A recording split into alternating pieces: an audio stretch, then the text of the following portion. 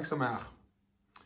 As we get ready for Shavuot, I think it's important for us to understand something about the festival.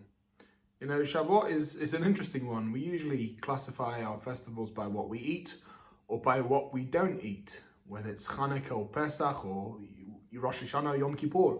Usually we have something to do with that. Shavuot, it's about getting the Torah and it's about cheesecake. But I think there's something much more important for us to understand about Shavuot, something that is really fundamental to our lives, something that's really fundamental to our beings as Jewish people. I saw a question asked, if you have a look at the 10 Commandments, you read through the 10 Commandments, they're all in the singular.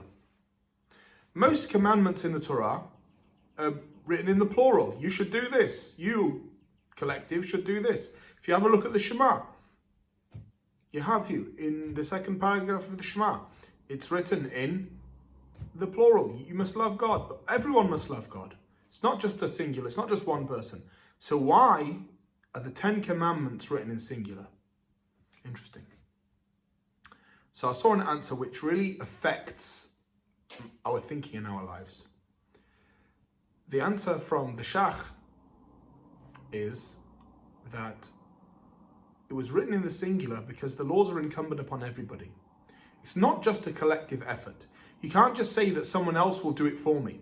You can't just say, well, you can be religious for me or you can pray for me and I'm exempt, because as long as the prayers are being said, as long as the religion is being kept by somebody, then that's all right. It doesn't work like that, says the Shach. Each and every one of us has a responsibility to participate in Judaism to our fullest extent.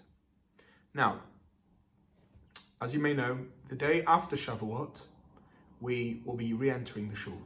We'll be starting the minyanim.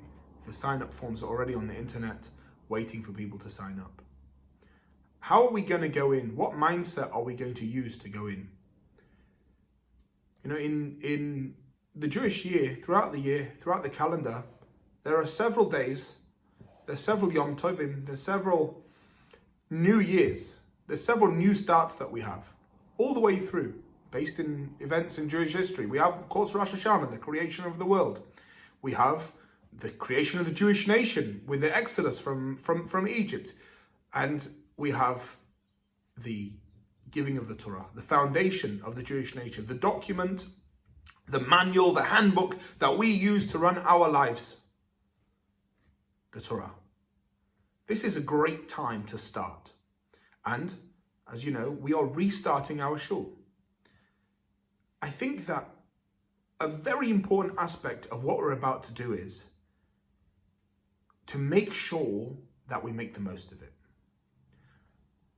Many weeks ago, 8-9 weeks ago, we had to leave our shul because of the coronavirus, because it was dangerous. And we did so and it was painful. I don't want us to go back into the shul and carry on doing exactly the same thing that we did before. The rabbis tell us that you have to learn from every single experience that you have, whether it's positive or negative, whether it's a good experience, a bad experience, a difficult or easy experience. Every single thing has to be learned from. Every single thing that happens to us is a lesson to us. We've been stuck outside of our shul. We cannot just carry on as normal, as if nothing has happened.